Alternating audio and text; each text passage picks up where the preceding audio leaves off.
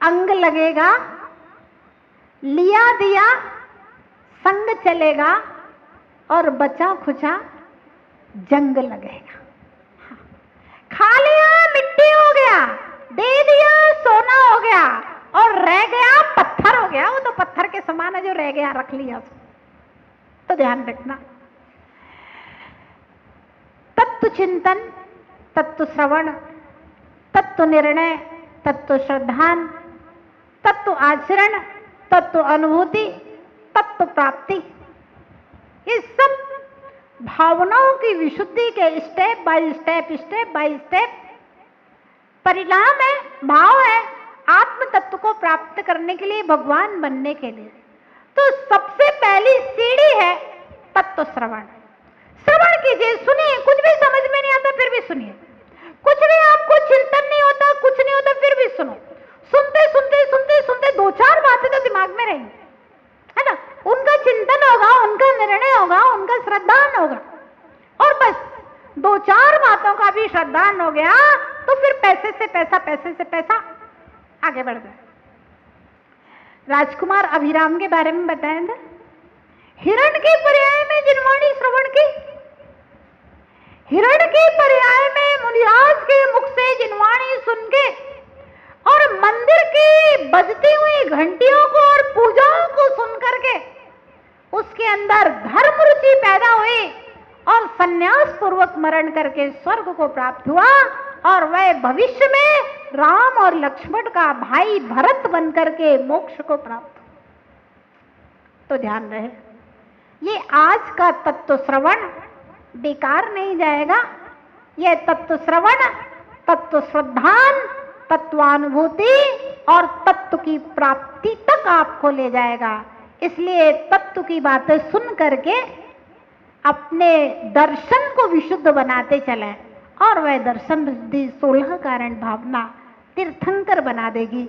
जय बोले महावीर भगवान की। संयम मनुष्य जीवन का सार है, और अभी पर्युषण महापर्व में 10 लक्षण महाव्रतियों ने 10 लक्षण के 10 उपवासों को धारण करके 10 दिन तक तपस्या धारण की, और आज 16 कारण महापर्व जो कि तीर्थंकर प्रकृति का कारण है।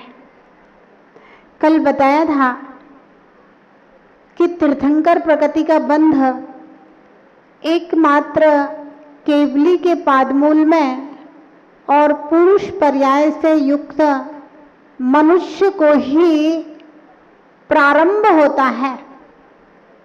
इसके अलावा किसी भी योनि में तीर्थंकर प्रकृति का बंध नहीं होता, और वह भी दर्शन विशुद्धि भावना।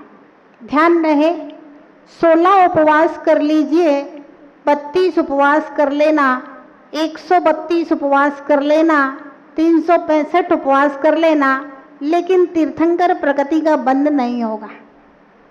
तीर्थंकर प्रकृति के बंध के लिए दर्शन प्लस विशुद्धि। दर्शन का तात्पर्य होता है सम्यक दर्शन।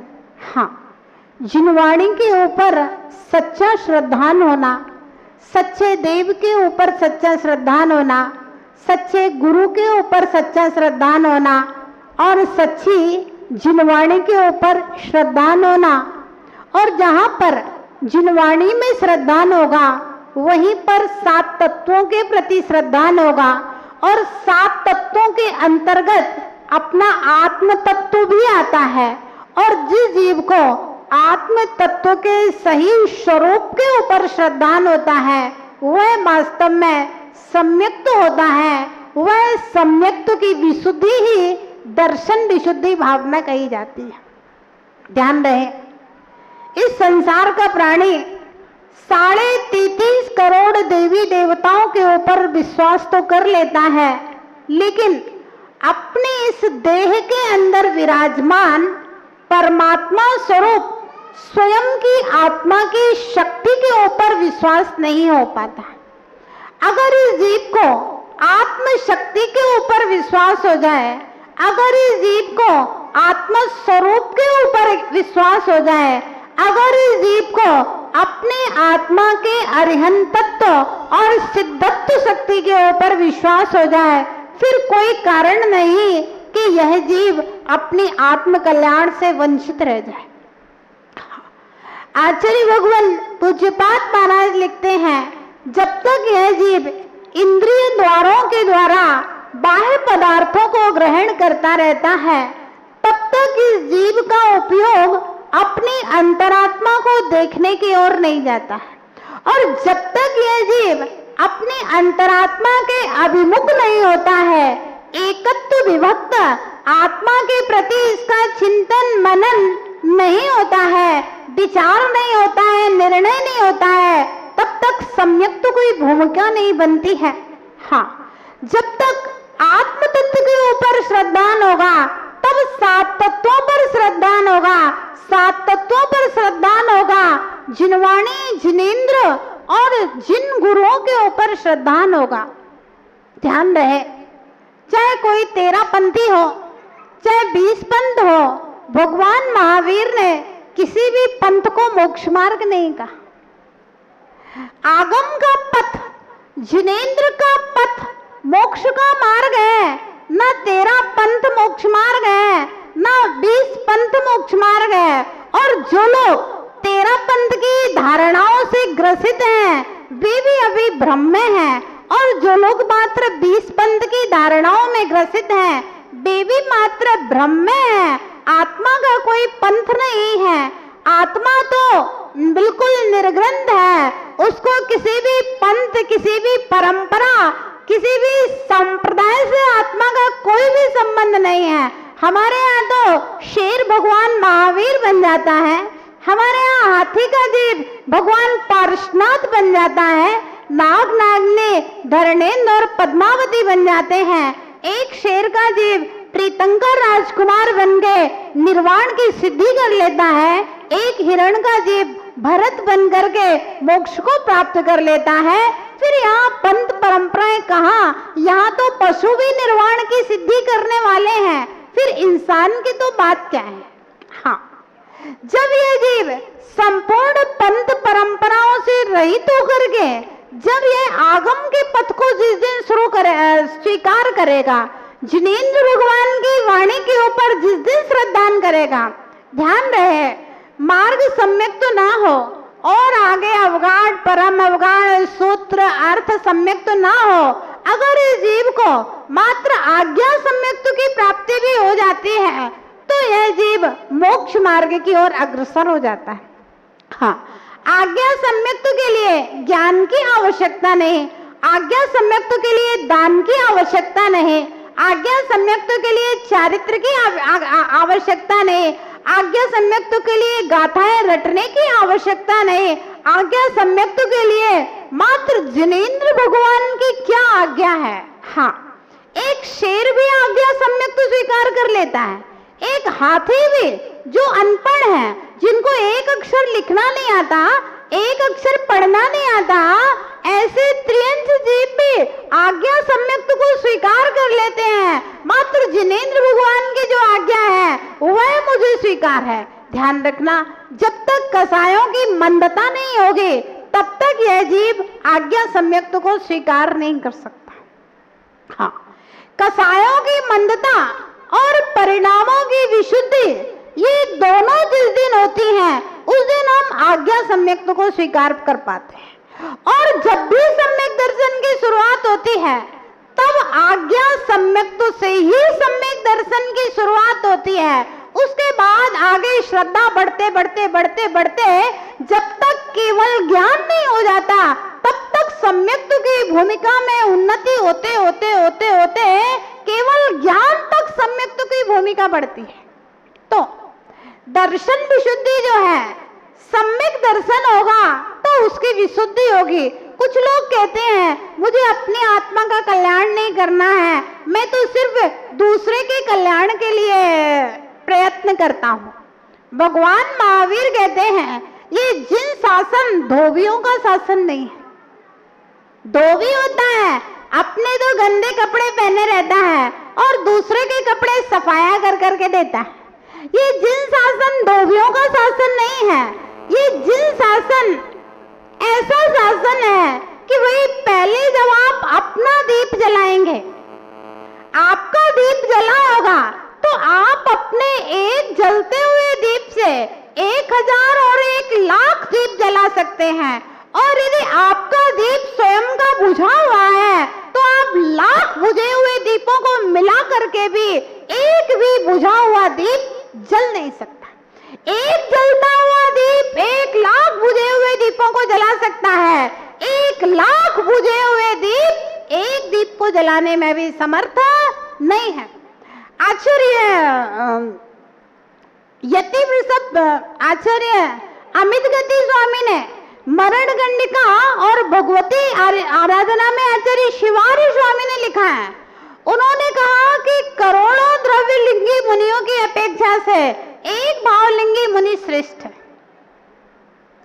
करोड़ों द्रव्यलिंगी मुनियों की अपेक्षा से एक भावलिंगी मुनि श्रेष्ठ है, क्योंकि आचार्य भगवंत का सोच है करोड़ों को देख करके जो वैराग्य और जो ज्ञान की प्राप्ति नहीं होगी, जो चारित्र की प्राप्ति नहीं होगी, वो एक मुनि से हजारों और लाखों लोगों को ज्ञान और चारित्र की प्राप्ति हो जाती है। उसके चारित्र को देख करके, उसके विशुद्धि, उसके वैराग्य, उसके आचरण को देख करके। तो ध्यान रहे, ये जैन शासन अपनी आत्मा का दीप जलाने का शासन है।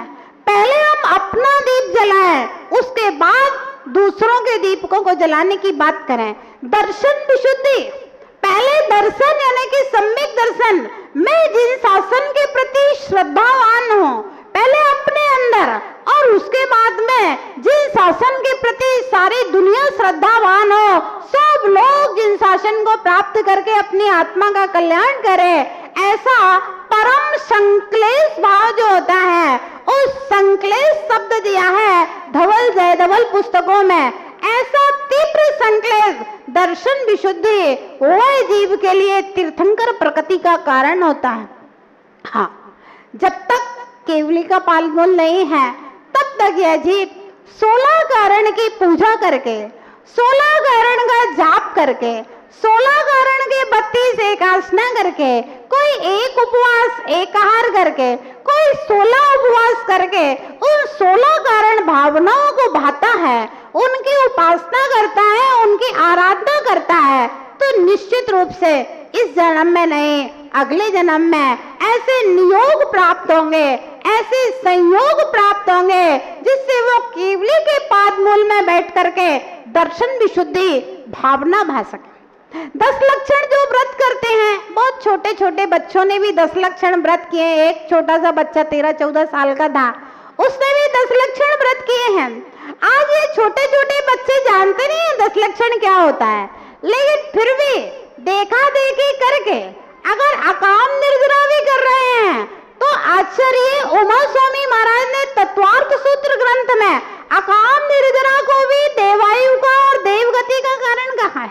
हाँ, आज की यह अकाम निर्जरा, आज का यह व्रत, आज का यह उपवास, पर्युषण का एकासना, पर्युषण का रात्रि भोजन का त्याग, पर्युषण में जिनेंद्र भगवान का अभिषेक पूजा, जो भी हम धर्म साधना कर रहे हैं, ये आज की धर्म साधना अगर बिना ज्ञान के भी की जा रही है, तो यह अकाम निर्जरा नियम से देवायु का बंधक, देवायु का कारण हो सकती है। और फिर वहां जाकर के भी याद तो आता ही है अवधि ज्ञान से कि भाई किस पुण्य के उदय से मैं यहाँ आया हूँ, तो धर्म के प्रति वह श्रद्धा उसको जिनेंद्र भगवान के श्री चरणों में ले जाने का कारण बनता है। ध्यान रखना, पैसे से पैसे की कमाई होती है। पैसा होता है तो आदमी को पैसा कमाने की सुविधा हो जाती है, और पैसा नहीं होता तो दूसरे की 10-20 हजार की नौकरी करते करते जिंदगी गुजर जाया करती है।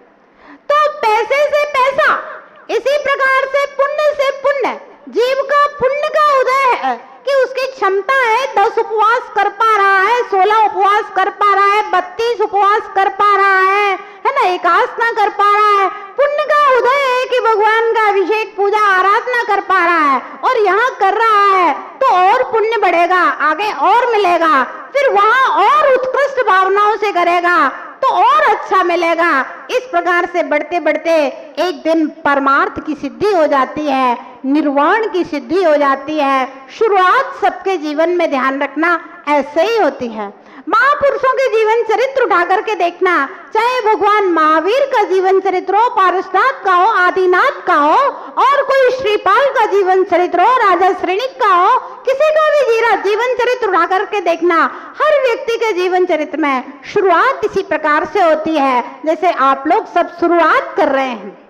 हाँ, उपवास नहीं तो एकादशा, एकादशा नहीं तो 2 टाइम, 2 टाइम नहीं तो कोई भगवान का अभिषेक ही कर जाता है, कोई पूजा ही कर जाता है, कोई मंदिर ही आ जाता है, तो भी उसके लिए बहुत बड़ी बात होती है। ध्यान रखना, धीरे धीरे करके ये जिन शासन का श्रद्धान, जिन शासन की भावना है इंसान को सम्माननीय, उसके बाद पूजनीय बनाती है। ज्ञान सम्मान दिलाता है, लेकिन चारित्र पूजनीय बनाता है। ज्ञान की कभी भी पूजा नहीं होती, पंडितों की पूजा नहीं होती। साधुओं को अगर ज्ञान भी नहीं हो, फिर भी उनका परिक्रमा लगता है, अष्टद्रव्य से पूजन होता है, तब ये आहार ग्रहण करते हैं। नहीं तो आहार ग्रहण न करें, नवदा भक्ति पूर्वक आहार ग्रहण करने की विधि आगम में कही गई है। ज्ञान सम्माननीय बनाता है, लेकिन चारित्र हमेशा पूजा और प्रतिष्ठा, पूजा का कारण पूजनीय बनाता है। तो ऐसा संयम ध्यान रहे। अगर कोई व्यक्ति ने व्रत किया है और यदि व्रत करते में उसके लिए आयु बंद हो गया, तो नियम से वैमानिक देवों की आयु का बंद होगा। भव्यात्मा, हर व्यक्ति स्वर्ग चाहता है, लेकिन काम नरक जाने के करता है। हर आदमी से पूछो भाई कहाँ जाना चाहते हो? स्वर्ग चाहते हैं, स्वर्गवासी होना चाहते हैं, लेकिन काम नरकवासी होने के करते हैं। भगवान महावीर का कहना है, भैया अगर आपको स्वर्ग जाना है तो सबसे बढ़िया उपाय है कि आप तो साधु बन जाइए, आपका स्वर्ग पक्का। साधु नहीं बन सकते तो कम से कम व्रती श्रावक बन जाइए, तब भी आपका ना नरक गति होगा, ना त्रियंच गति होगा, ना मनुष्य गति होगी, ना भवनत्रक में जाएगा। एकमात्र वैमानिक देवों में, और वह भी पुरुष पर्याय को प्राप्त होगा। वहां जाने के बाद में भी देवी नहीं बनेगा, स्त्री पर्याय को प्राप्त नहीं हो, उतना भी नहीं कर सकता। तो भैया कम से कम दाड़म पूजा मुखम इतना तो कर लिया कर। इतना भी नहीं कर सकता तो कम से कम भैया पर्युषण पर्व गुजर गए, जैन कुल की क्रियाओं का पालन तो कर लिया करो।